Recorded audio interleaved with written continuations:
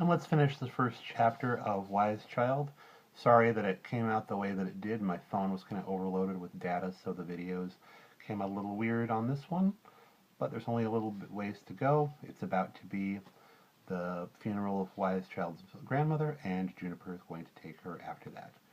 She and her aunt has just given her food, or a little basket of stuff, the doll, an apple, to take to Juniper's house, and her aunt is speaking here. You know that we love you, Wise Child, and you are our kin. If you are in trouble, Gregor and I will help you. You are like our own child. Not enough like your child to live with you, I thought angrily, but I was sobbing too much to speak. So I walked behind my grandmother's coffin, with my eyes swollen with crying, my throat dry and full of a lump I did not seem to be able to swallow, wearing the ugly black dress that was too big for me.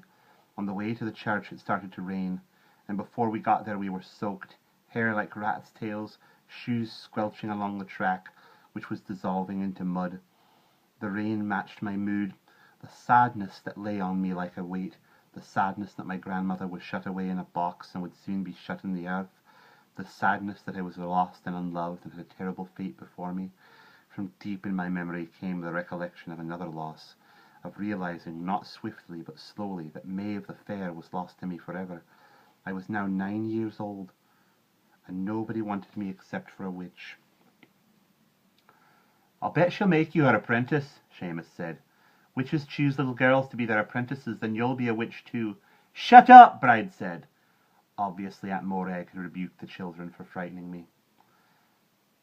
"The first thing I'll do when I'm a witch," I said to Seamus, "is turn you into something horrible. A tadpole." Already I had a picture of myself stirring some fetid brew over a fire with bits of live creatures chopped up in it. My heart turned over with fright and disgust. Juniper was not in the church, but when the coffin was carried into the churchyard, she was in the group that stood around the grave. She stood respectfully, with a thoughtful look in her face, as Filian priest said the prayers, and when the coffin was lowered and the people threw flowers down onto the lid, Juniper threw some poppies and cornflowers she had been carrying. Tilly was tethered by the churchyard gate, and when the funeral was over, Juniper stood waiting for me there. No goodbyes were said. I was still a part of the village, but people waited and watched while Juniper picked up my bag and tied it onto Tilly's back. The two of us set off together in silence, one on each side of the donkey. I looked back only once, when we were a long way down the road. They had all gone by then, except for Coleman, who was wearing a white woolen smock, much patched at the elbows. My aunt could not afford to dress us all in black for her mother's funeral. He stood there, a tiny white speck on the road, still waving at me. I waved back.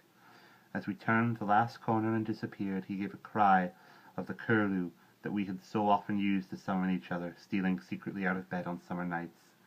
I wept for the life that was gone. And that's the end of chapter 1.